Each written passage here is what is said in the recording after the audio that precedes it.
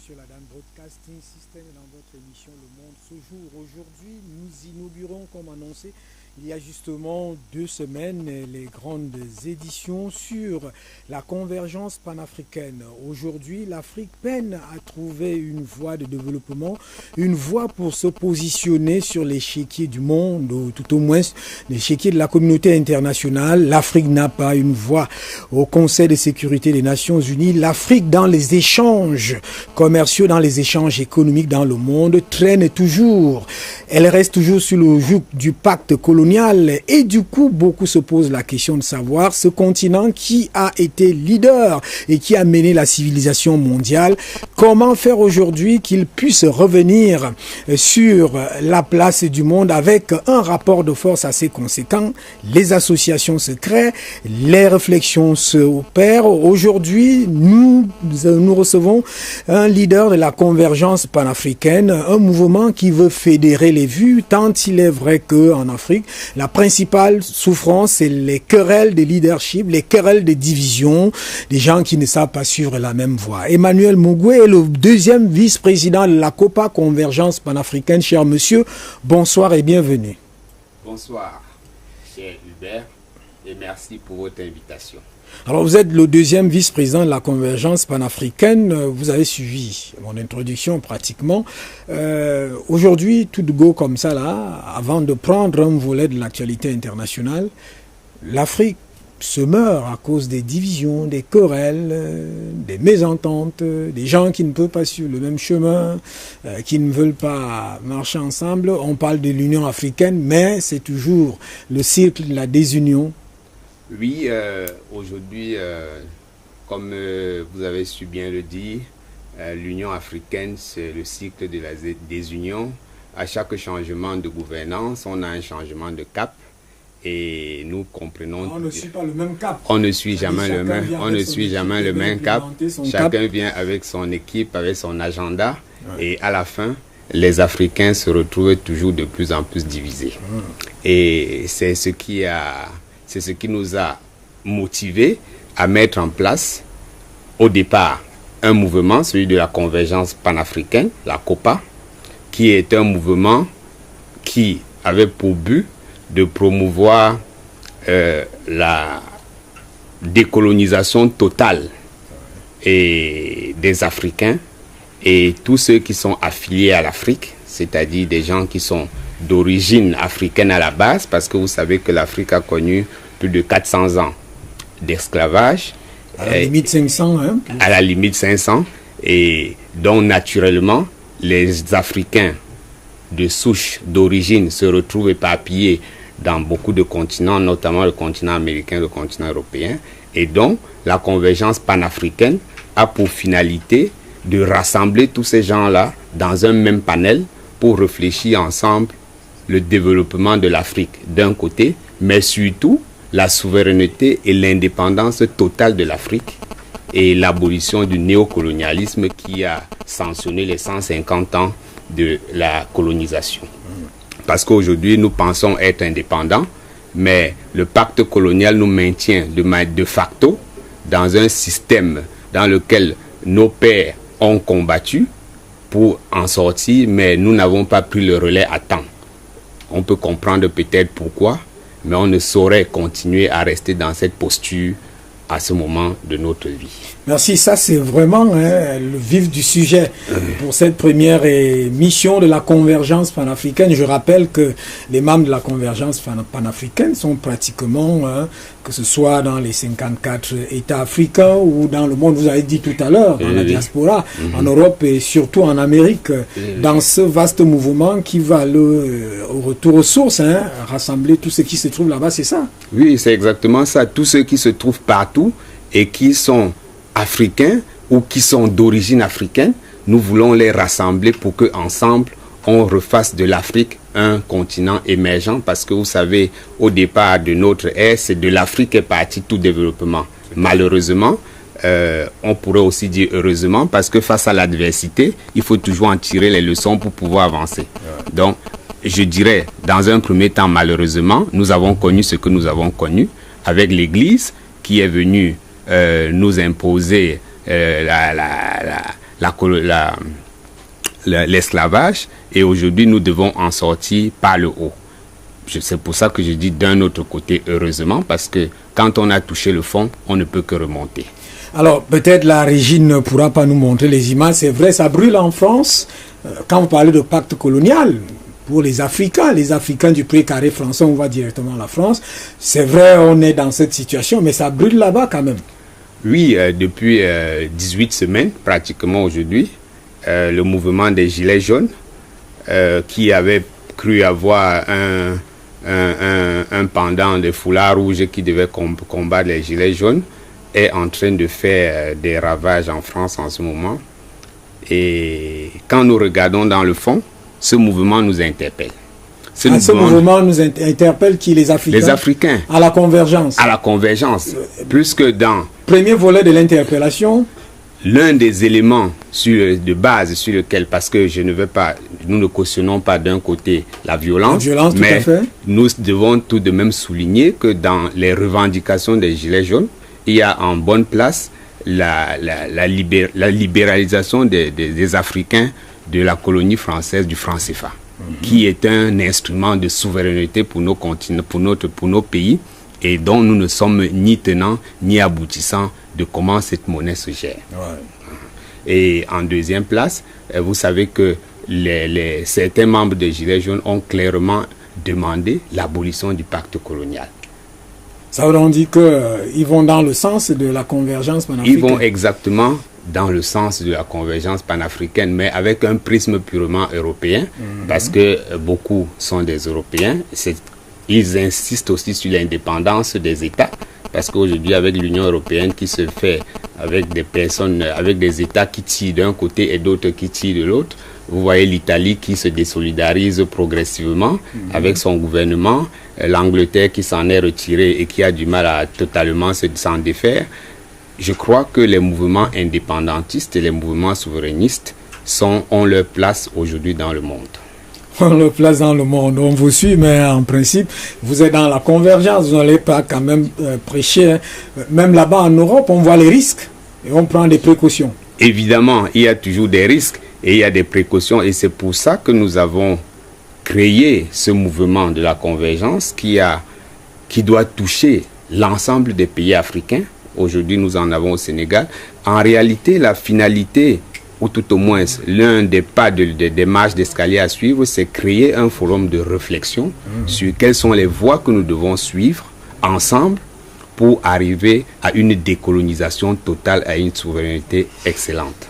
Merci. Alors on entre dans le vif du sujet. C'est une très belle transition, à savoir vous avez créé la convergence pour aller vers la décolonisation totale et obtenir la souveraineté. Alors, la motivation, qu'est-ce qui vous a motivé au-delà de ça? Parce qu'aujourd'hui, il y a beaucoup de mouvements panafricains, ils sont nombreux. Vous venez avec un autre. Oui, le mouvement panafricain, vous savez, les pères fondateurs avaient une vision. Ouais. C'était une vision d'une décolonisation totale de l'Afrique. De leur tombe aujourd'hui, ils observent ce qui se passe. Il y a effectivement beaucoup de mouvements, mais ces mouvements très souvent restent des vœux pieux. C'est-à-dire que les gens ne s'engagent pas physiquement sur le terrain. Et c'est pour ça que nous sommes en train de convertir au Cameroun le mouvement panafricain en mouvement politique, pour pouvoir prendre le pouvoir et imposer cette souveraineté de l'Afrique et la décolonisation totale et immédiate de l'Afrique. Donc c'est un mouvement politique en principe. C'est un mouvement qui arrive sur le terrain politique. Qui arrive sur le terrain politique, mais qui reste d'abord un mouvement panafricain. Qui reste d'abord un mouvement panafricain. Alors quels sont les fondements? Quel est le contenu de ce mouvement-là? Quels sont... Le contenu du mouvement panafricain est assez simple. C'est-à-dire, c'est un mouvement souverainiste, c'est-à-dire qu'on insiste sur la souveraineté de l'Afrique. C'est un mouvement nationaliste, c'est-à-dire que nous revenons sur les fondamentaux de la nation. Qui doit parler au nom de la nation? Est-ce que nous devons recevoir nos politiques de l'étranger ou est-ce que nous devons suivre nos us et coutumes pour bâtir notre voie et pouvoir sortir de la situation de dépendance dans laquelle nous sommes aujourd'hui? À ce niveau, vous répondez? à ce niveau, je réponds qu'aujourd'hui, le chemin est encore à faire. Je réponds que nos masses doivent se soulever et se saisir de ce mouvement pour qu'ensemble, nous bâtissions une Afrique qui est complètement panafricaniste. Se soulever comment? Se soulever, premièrement, par des cafés de réflexion sur le thème de la souveraineté. Quels sont les instruments de souveraineté? Quels sont les leviers de souveraineté? Par des forums, des émissions comme celle-ci, dans lesquelles nous participons et nous expliquons qu'est-ce que nous attendons de l'Afrique de demain. Oui, mais il y a un problème, celui déjà des moyens et celui de la charge du pacte que vous avez dit néocolonial, la charge de cette colonisation-là, ou néocolonisation, qui pèse toujours comme une chape de poing.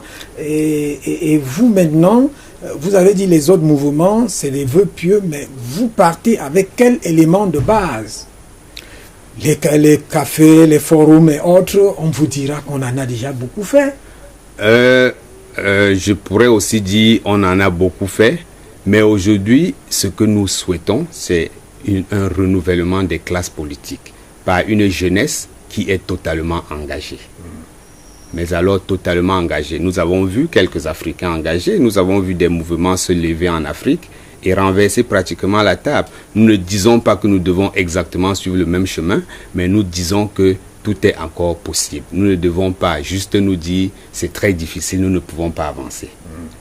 Mais aussi longtemps que nous n'allons pas prendre à bras le corps notre destin en main, nous allons toujours être dépendants et nous allons toujours souffrir de ce joug.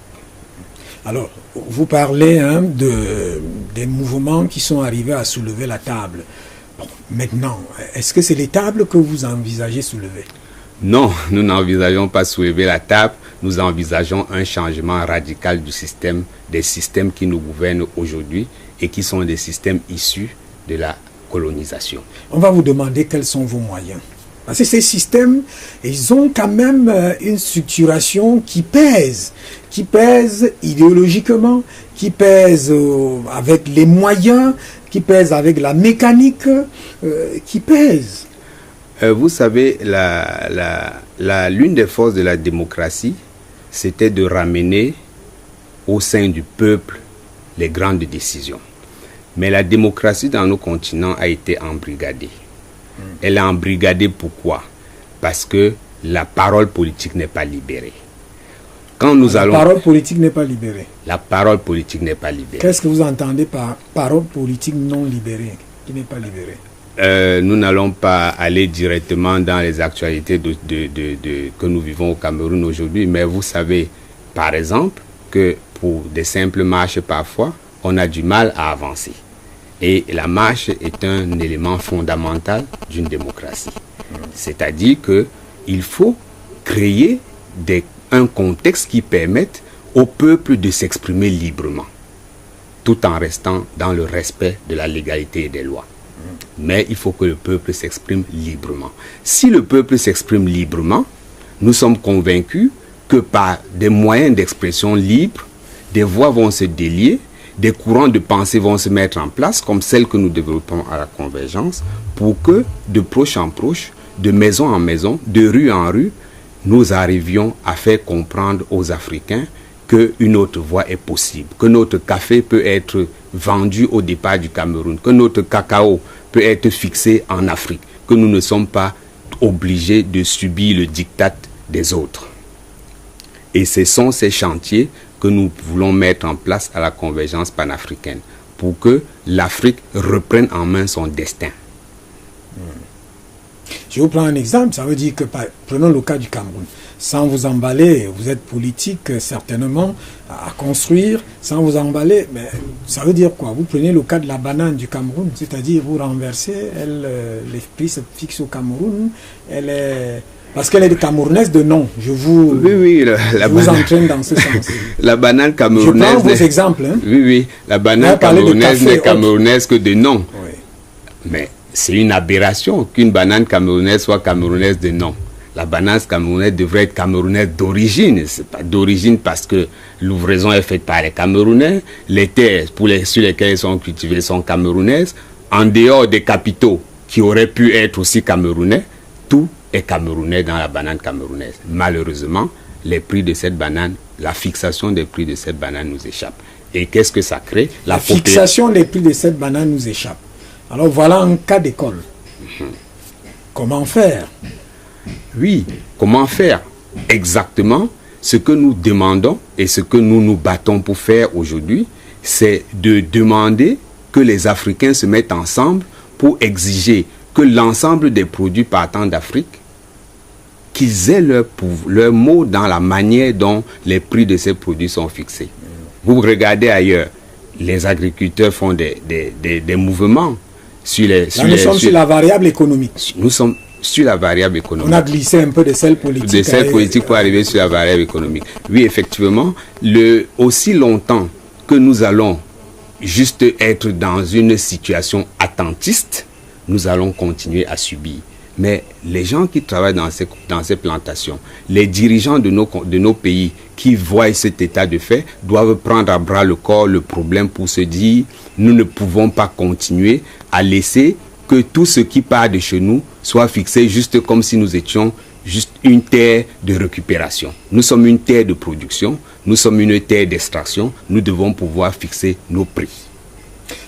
Est-ce que ce n'est pas, vous êtes dans la convergence, un mouvement qui va sur le terrain politique, est-ce que ce n'est pas un manque de rapport de force? C'est-à-dire qu'il n'y a pas une force, c'est comme s'il n'y avait pas une force en face qui oppose. Et quelle est la force que la convergence panafricaine va développer? Le problème de rapport de force ne devrait même pas se poser parce que je pense plutôt que c'est un problème de méconnaissance de notre force. Parce que, la méconnaissance de notre force. Oui, puisque l'Afrique... Allons-y sur ce terrain. Puisque l'Afrique, en lui-même, c'est déjà un continent fort de ses hommes. Nous avons vu, si je prends par exemple l'exemple du football, en 1990, le Cameroun a fait trembler le monde. C'est-à-dire que quand l'Afrique se lève, le monde va trembler. Nous avons l'avocat burkinabé qui l'a si bien dit. Le jour où le Cameroun va se lever, le monde va trembler. Donc, ça veut dire que le problème actuel que nous vivons, c'est un problème de méconnaissance de notre force. Nous négligeons la capacité que nous avons, nous négligeons la force que nous avons. Et à la convergence panafricaine, nous voulons inciter les Africains à comprendre qu'ils ont une capacité, ils ont une force qu'ils peuvent mettre au service du monde. Une force qu'ils peuvent mettre au service du monde avec les contingences aussi de ce monde-là, les contextes et les environnements. Les contextes et les environnements aujourd'hui nous sont juste imposés. Et si vous observez bien, même les capitalistes aujourd'hui souhaitent que la situation change. Quand je parle des capitalistes, je ne parle pas des dirigeants capitalistes, je parle des habitants des pays capitalistes. Parce que quel que soit le sujet que vous prenez, dans ces pays, si vous interrogez la population, une bonne partie, la majorité de la population vous dira, pour que le monde se porte mieux, il faudrait que les peuples aient la capacité à s'autodéterminer par eux-mêmes. Mais les dirigeants de ces pays nous imposent par une prébande de quelques personnes leur façon de voir le monde qui n'est pas la façon dont les populations du monde voient le monde. Et nous souhaitons que les populations africaines imposent leur point de vue dans la manière dont le monde doit être dirigé.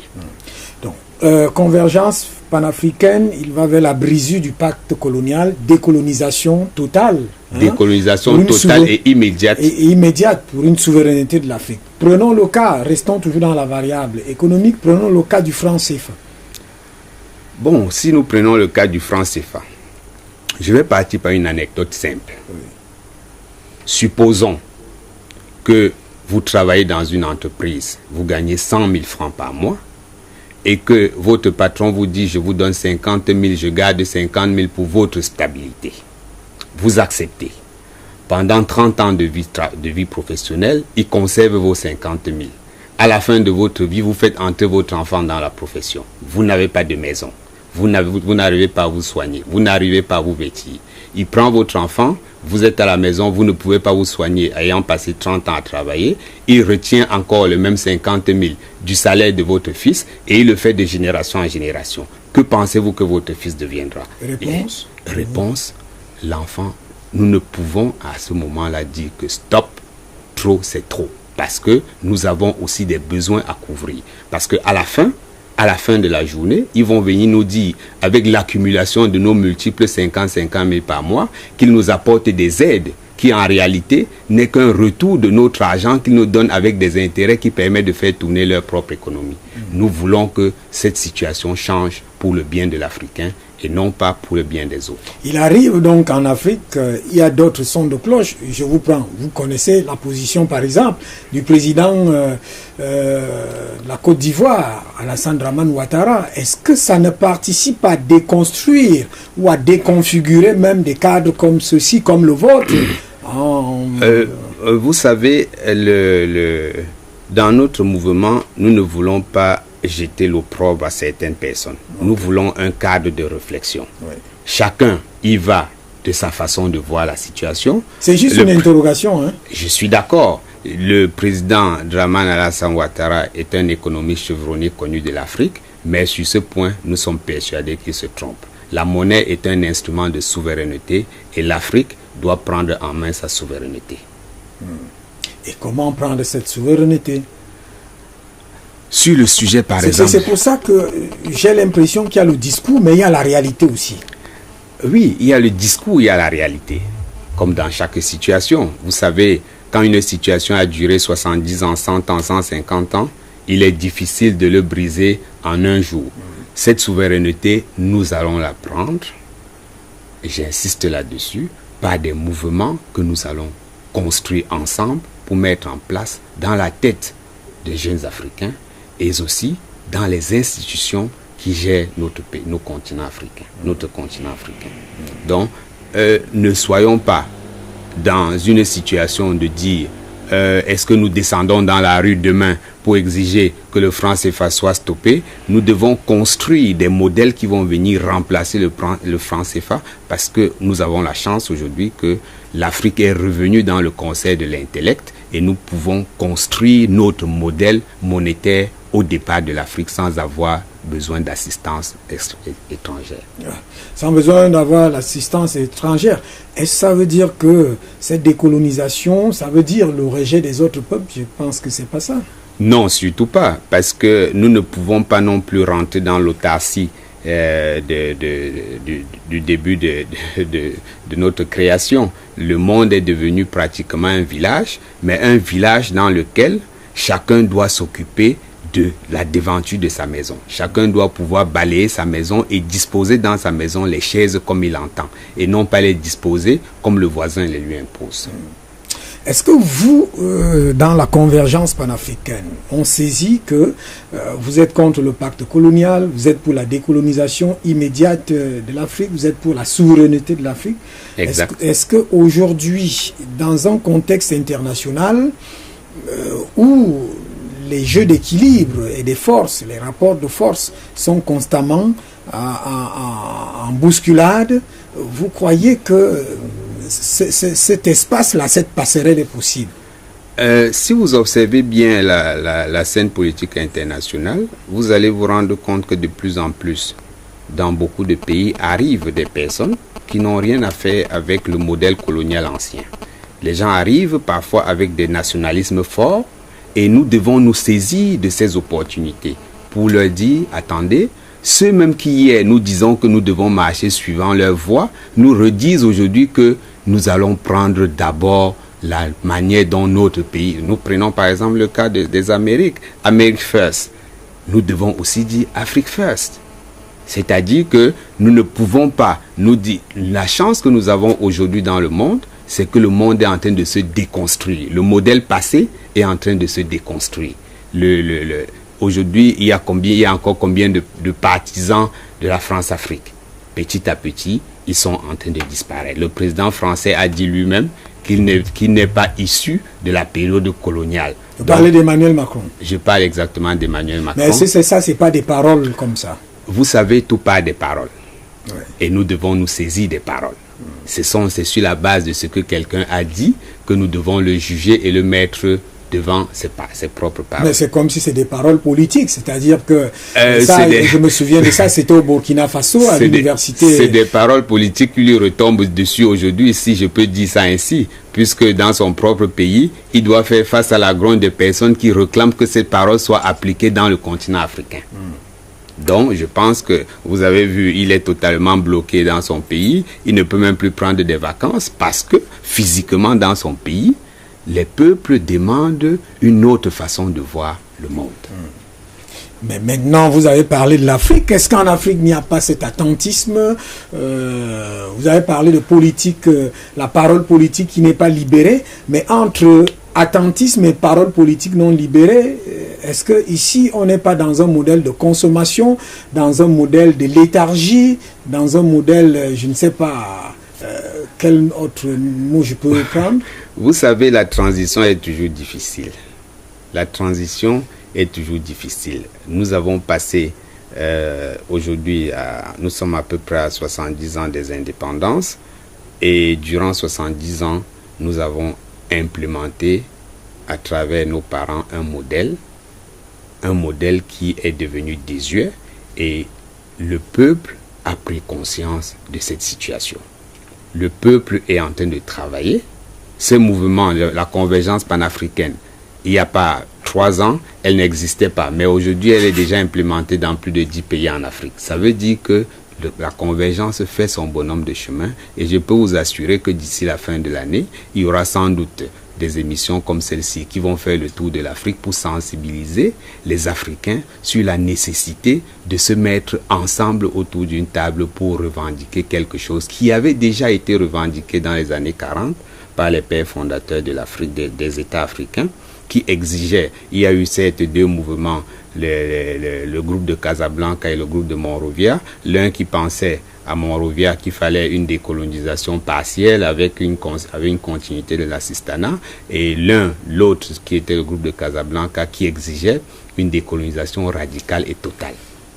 Malheureusement, avec l'intelligence de ceux qui étaient là par le passé, nous pouvons aussi les comprendre. La majorité de nos cadres avaient été formés chez eux, c'est-à-dire que c'était plus facile pour eux de noyauter les cadres qui venaient nous diriger après les indépendances. Aujourd'hui, par chance, beaucoup de nos dirigeants, beaucoup de nos cadres sont formés sur le continent africain avec des réalités qui sont purement africaines et donc peuvent reprendre en main leur destin à partir de maintenant. Et vous croyez que ce noyautage, je reprends vos mots, n'est pas possible parce qu'on vit la permanence de la prédation, par exemple, qui est une donnée de l'extraversion. Parce que lorsqu'on vit cette prédation, les fonds ne sont pas pour être au service de ces nations, de ces États africains. Donc il y a comme un changement de paradigme ou de forme de ce noyautage. Oui, le changement de paradigme et de forme est certain. Mais vous savez, dans un combat, il ne faut pas s'attendre à ce que votre adversaire baisse la garde et vous laisse le frapper. C'est à nous de savoir, de nous armer de courage pour attaquer davantage. Et sur ce point, je peux vous assurer, et ça vous pouvez le rencontrer dans la rue, même si la parole politique n'est pas libérée sur la place politique, sur la place publique, dès que vous entrez dans les endroits clos, les gens discutent et les gens vous donnent des avis qui sont tranchés sur des questions purement souverainistes.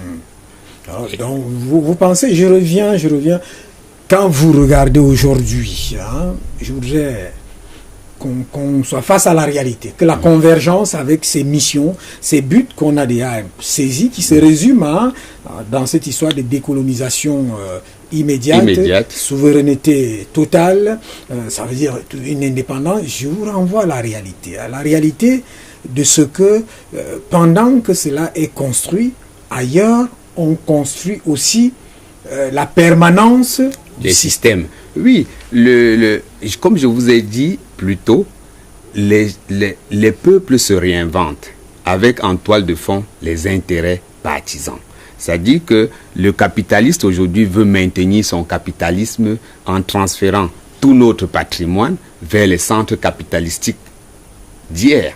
et qui restent malheureusement d'aujourd'hui, mais c'est à nous d'inventer. Et ces centres-là qui se considèrent les centres du monde. Hein, et ce sont ces centres qui se considèrent les centres du monde et les autres étant la périphérie. Mais même si nous ne prenons que la donnée démographique, nous sommes le peuple, nous sommes le monde de demain, puisque ces gens sont... le monde de demain.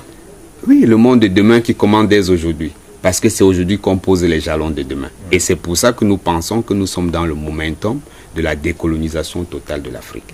Parce que ce n'est pas demain que nous allons dire il faut qu'on commence à courir. Nous avons déjà suffisamment trop traîné.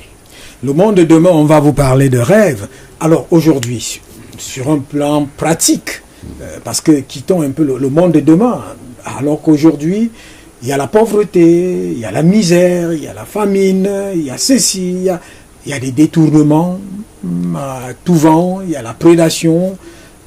En fait, ça se passe dans la plupart des pays africains, c'est comme ça. Comment conjuguer cette réalité et faire et donner de l'espoir ou de la vie ou de la vitalité aux mouvements qui militent, ou des personnes qui veulent militer dans ce genre de mouvement? La question que vous posez aujourd'hui est une question centrale même de la vie, c'est-à-dire nous assistons à des détournements massifs, nous assistons à des prébendes qui s'organisent chaque jour pour davantage spolier la population.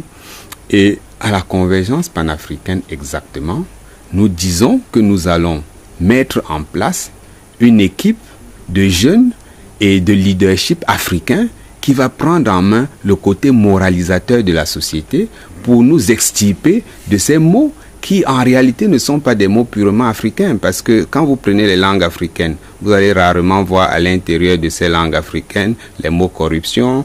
Ce sont des mots qui nous ont été pratiquement imposés et qui sont des mots purement colonisateurs. Et c'est pour ça que nous voulons en sortir aujourd'hui et pas demain. Nous devons en sortir aujourd'hui pour poser les jalons de notre développement de demain.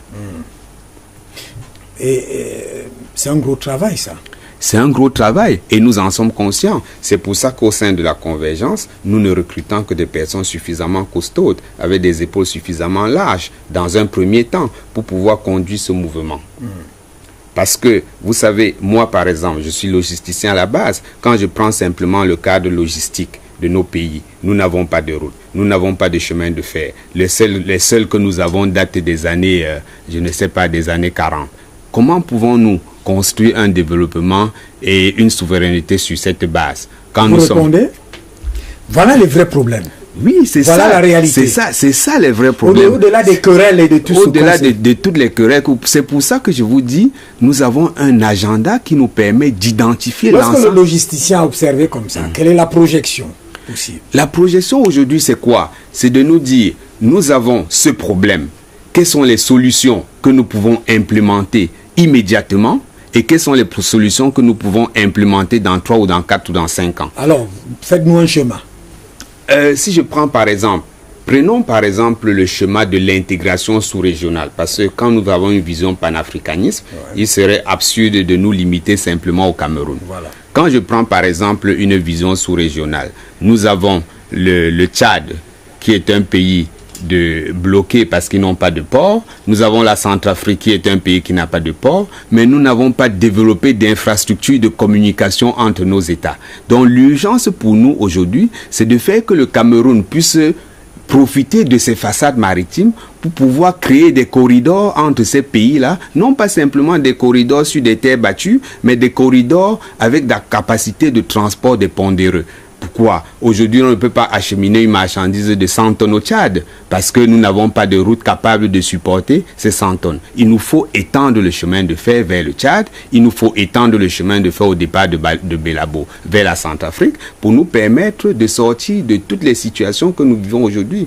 Parce que si nous pensons être panafricains et nous allons simplement regarder qu'il faut augmenter les routes à Douala, qu'il faut faire ceci ou faire cela, on ne pense pas au transport en commun, on ne va jamais sortir de la situation que nous vivons aujourd'hui. Quand je sors de chez moi pour arriver au bureau, je mets pratiquement 2 heures de temps. Simplement parce que les routes sont larges, mais pas suffisamment large pour l'ensemble des voitures qui y circulent, et des voitures qui sont pour la plupart des au revoir l'Europe. Et aujourd'hui, la pollution seule est de nature à nous envoyer tous à l'hôpital. Et tous ces ensembles de problématiques doivent être pris en compte pour que, ensemble, de manière africaine, nous y trouvions des solutions africaines. Vous venez d'avoir des images là qui nous renvoient certainement à cette réalité. On court sensiblement vers la fin de ce programme. On admire votre manière de parler. On était là sur la variable économique. Bon, maintenant, il y a un problème. Il y a une masse de jeunes africains. Je crois d'ailleurs vous avez convoqué Emmanuel Macron. Je vois au Burkina Faso. Il a eu une interrogation assez pointue des jeunes.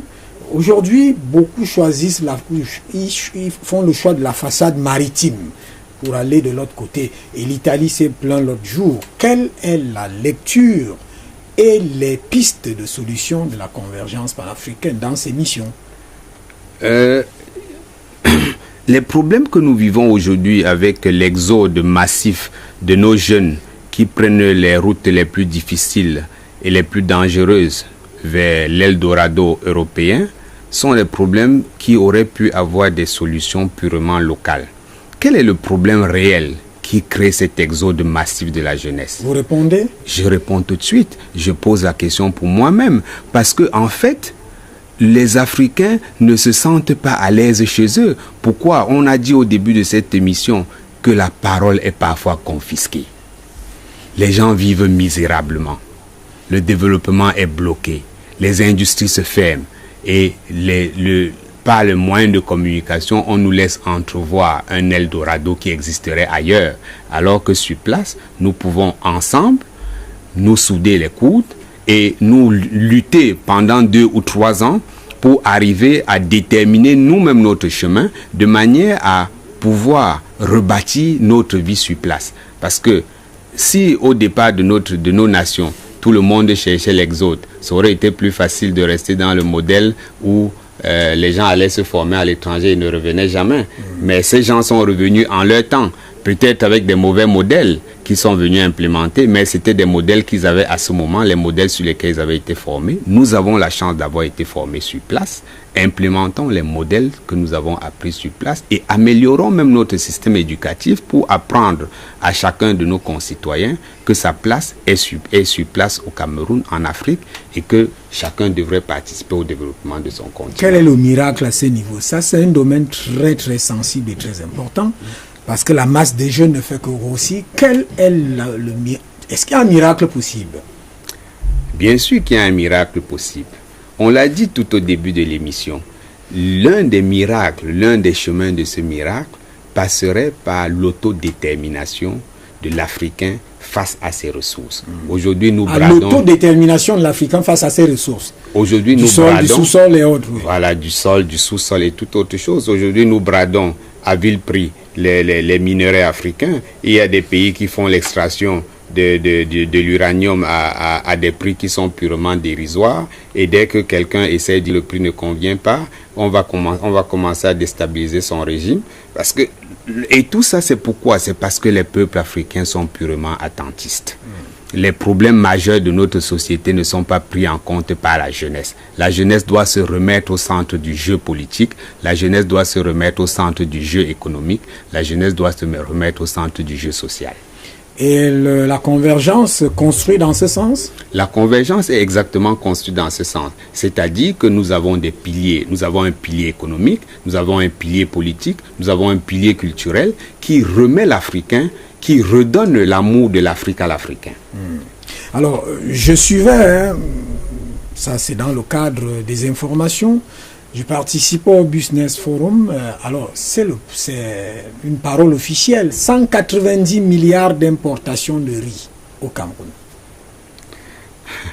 Vous m'envoyez... Ça, c'est le Cameroun, mais peut-être dans les autres pays africains, si on totalise, ça va faire gros ça. Gros, ouais, vous m'envoyez sourire justement parce que vous savez que nous avions des bassins de production de riz au Cameroun il n'y a pas très longtemps de cela. Et ces bassins ont pratiquement été démantelés. Nous ne savons pas trop pourquoi. On vous dira que c'était à cause de la crise économique. Mais vous savez, quand on n'apprend pas un peuple à se retrousser les manches, quand on n'apprend pas une jeunesse... Je pose cette question parce que vous parlez de décolonisation et je prends cela dans le volet d'une économie extravertie, essentiellement là. Oui, parce que en fait, vous posez un problème qui fait que nos ressources, notre patrimoine se retrouve exporté parce que ces milliards... Et vous parlez de décolonisation. Oui, ces milliards que vous envoyez de l'autre côté, si nous avions travaillé localement sur la culture du riz, nous n'aurions pas à délocaliser ces milliards, nous aurions juste à faire vivre une économie locale. C'est-à-dire que les business forums devraient insister sur le volet agricole pour le développement de l'Afrique. Et ça aussi, c'est l'un des pans de la convergence panafricaine.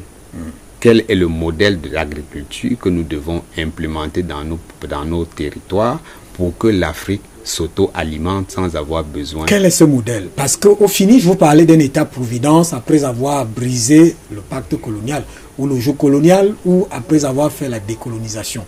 Quel est ce modèle? Oui, bon, notre modèle est un modèle qui vise à identifier l'ensemble des bassins de production par type de consommation que nous avons, de manière à orienter nos ressources vers ces bassins de production. Et nous avons aussi des organismes de recherche sur la biodiversité et sur les produits alimentaires. Ces organismes doivent adapter les cultures à l'autosuffisance alimentaire de nos peuples africains. Donc, en réalité, le temps est ce qu'il est, mais je peux vous assurer que la convergence panafricaine déroule tout un arsenal d'instruments. Vous allez certainement revenir, hein, oui, c'est notre souhait d'avoir des émissions purement thématiques. Si par exemple nous avons une émission sur laquelle nous parlons que de l'agriculture, à ce moment-là, nous aurons l'opportunité de vous dérouler tout le volet agricole que nous avons prévu au sein de la convergence panafricaine. Parce que à chacun des leviers de notre économie, à chacun des leviers de notre vie culturelle, la convergence panafricaine a commencé à réfléchir et à émettre des solutions pour en sortir. Parce que c'est bien de demander l'indépendance, voilà. C'est bien de demander la souveraineté, mais si nous le prenons pour ne rien en faire, je crois que nous aurions fait plutôt reculer le combat plutôt que le faire avancer. Et si ce n'est pas le cas? Non, ce n'est pas du tout le cas, parce que comme je vous ai indiqué... c'est une question que ça nous inquiète pas. J'ai pas du tout, pas du tout. Et du coup, il faut que les téléspectateurs soient rassurés, parce que nous ne sommes pas là juste pour vous dire nous avons créé un mouvement parmi tant d'autres. Nous avons mis ensemble des intellectuels, nous avons mis ensemble des ressources humaines pour que nous réfléchissions sur le modèle que nous allons suivre eu égard à notre comportement, eu égard à nos coutumes, eu égard à nos us et surtout eu égard au passé que nous avons connu, qui ne devrait plus être ce que nous allons vivre demain. Peut-être qu'on va sortir par là dans le volet sécuritaire. Est-ce qu'aujourd'hui, quand on regarde l'état du monde, la convergence ne se dit pas, pour assurer la sécurité, si je dois parler ainsi, on va toujours rester dépendant? Je ne pense pas qu'on va toujours rester dépendant. Aucune arme ne se fabrique en Afrique. Aucune arme ne se fabrique. Aucun missile. Mais je pense que... l'arme la plus inquiétante du monde n'est pas ici. Mais si vous regardez bien, les plus grandes armes... Ça vous fait plutôt sourire. Oui, moi, je crois que ça non, vous devez vous rassurer, ça ne me fait pas peur, parce que la plus grande arme, c'est pas les missiles, c'est l'arme humaine. Et cette arme humaine, nous l'avons en Afrique, nous l'avons au Cameroun. C'est-à-dire quoi? C'est-à-dire... Mais celle qui inquiète maintenant, c'est l'arme nucléaire. Vous avez vu la Corée du Nord et les États-Unis à un moment donné. Oui, chacun peut appuyer sur un bouton et... J'en ris parce qu'ils finissent par se bouffer entre eux. Si bien que... On pourrait même se dire tant mieux pour eux s'ils ont... Au plan sécuritaire, laissons un peu ça. Au plan sécuritaire, quel est le rapport de force de l'Afrique? Si on fait appuyer sur un bouton à Pyongyang là-bas, l'Afrique va dire, la convergence va dire, on va appuyer vers où? Peut-être dans 1 an, 2 ans, 3 ans? Sur le plan sécuritaire, on doit reconnaître que aujourd'hui, ce qui nous importe le plus, c'est de remettre la sérénité au sein des populations pour que nous avons des pays qui se sont développés sans avoir besoin d'armement. Nous avons par exemple le Japon qui a été coupé de l'armement pendant longtemps. Nous avons l'Allemagne qui en a été coupée. Ça ne veut pas pour autant dire que ce sont des nations faibles économiquement ou qui ne sont pas totalement décolonisées. Je pense que le côté... Mais le canon a tellement parlé en Afrique. Vous avez parlé d'esclavage, près de 500 ans. 500 ans, oui. Oh, oui. Le canon a fait ses effets. Oui, le canon il continue à le faire. Le canon a fait ses effets, il continue à le faire. Mais quand vous observez aujourd'hui... Quel doit être le canon de la convergence pour faire face à cet autre canon? Le canon de la convergence... Parce que quand on prend l'exemple de Gbagbo, vous allez répondre, quand on prend l'exemple de Gbagbo, Nicolas Sarkozy dit vous allez partir et on voit l'armée qui descend. Oui, ça c'était, je peux vous assurer, vous avez vu ce qui s'est passé aujourd'hui. Ce qu'on a imposé il y a à peine 10 ans risque de ressortir par la même porte par laquelle ils sont entrés. Ça veut dire quoi? Ça veut dire que le peuple est toujours resté le peuple souverain. Quand une souveraineté est conquise, ne vous inquiétez pas, ce n'est pas par les armes qu'on va faire chanter l'Afrique. C'est pas les idées et c'est pas le développement fondamental des économies africaines. Est-ce que l'Afrique en elle-même, excusez mes questions, hein, vous avez dit tout à l'heure que probablement ces émissions, et d'ailleurs je l'admets parce que c'est le message qui est central dans la convergence panafricaine actuellement, ces émissions vont faire le tour pratiquement de l'Afrique. Or, est-ce qu'aujourd'hui, quand vous regardez au plan sécuritaire, je veux qu'on en reste là, il y a eu un embryon en RDC, il y a eu un autre en Afrique du Sud, mais c'est tombé. Aujourd'hui, on impose, et on impose par la voie des armes. Je ne pense pas que la voie des armes nous parvient toujours à s'imposer aujourd'hui. La preuve, c'est que on commence parfois par des dictates. Quand ça ne passe pas, on cherche à... Vous savez, on n'y va plus aussi radicalement que par le passé. Ça c'est vrai. Vous savez, par le passé, c'était des coups d'État. Quand quelqu'un n'était pas d'accord avec vous, on venait le remplacer par un autre. Et si vous observez bien, on recherche de plus en plus des subtilités parce que même ceux qui imposent par les armes aujourd'hui sont contestés chez eux puisque le monde entier estime que les armes, ça ne nous a jamais apporté quelque chose de bien. C'est-à-dire que nous les Africains, nous avons été toujours un peuple de paix et nous pensons que c'est dans la paix que nous allons construire notre avenir. Merci, vous parlez avec beaucoup de conviction, on est vers la fin. Alors un message aujourd'hui aux peuples africains. Demain, nous sommes en 2019. Demain, 2020, 2021, 2022. Comment ça va évoluer avec la convergence? N'allons pas si loin. Je pense que d'ici la fin de cette année, les populations camerounaises et africaines vont voir l'impact de la création du mouvement de la convergence panafricaine sur le terrain. Et j'insiste sur le fait que chacun dans son coin doit se souvenir que nos pères se sont battus pour que nous soyons indépendants.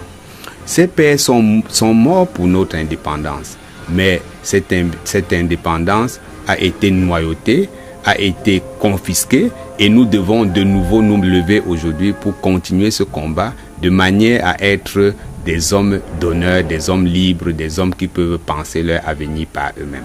En tout cas, vous me donnez l'occasion de saluer tous les membres de la convergence panafricaine. Ils sont au Cameroun, au Bénin, au Togo, au Sénégal, au Niger, et ils sont au Ghana, ils sont en Europe et ils sont en Amérique. Et surtout, nous devons insister sur les pères fondateurs parce que nous avons au Cameroun Ruben Oumniobe, nous avons Ernest Wandier, nous avons sur l'Afrique Kwame Nkrumah, nous avons Gilles Olympio, tous ces gens qui, pendant toute leur vie, se sont battus, et j'en oublie même d'ailleurs, nous avons Sékou Touré, qui a montré une forme de bravoure face à l'oppresseur, et nous devons aujourd'hui nous souvenir de ces combats pour pouvoir refaire notre continent, parce qu'un continent sans histoire ne peut pas se développer. Emmanuel Mugwe, deuxième vice-président de la Convergence panafricaine. Merci d'être venu. On vous attend peut-être aussi la semaine prochaine ou bien une autre personne de la Convergence panafricaine. Oui, la Convergence panafricaine a pas mal d'adhérents et pas mal de cadres. Et je pense que je serai heureux de revenir la semaine prochaine. Mais il est fort possible que quelqu'un d'autre arrive si je ne peux pas, si mon emploi du temps ne me permet pas d'être là.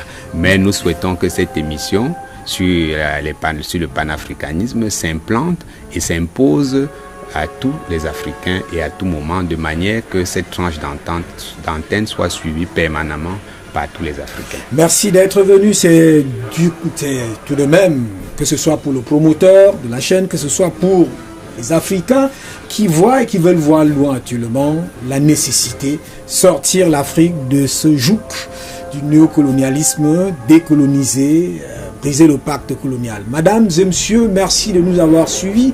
Demain, une autre émission est annoncée avec les possibilités d'avoir quelqu'un qui viendra nous parler de comment implémenter l'amour, que ce soit au Cameroun, que ce soit en Afrique, c'est-à-dire essayer de vivre pas dans les querelles, pas dans les disputes, mais en faisant la promotion, pas seulement du vivre ensemble, mais de la logique de construire des nations qui s'intègrent dans les différences d'opinion et de vues. Madame, monsieur, c'est terminé pour aujourd'hui à 19h. Le journal en full day, 20h en anglais, 21h, c'est en français. Merci de nous avoir donné de votre temps. Bonsoir. Merci, bonsoir.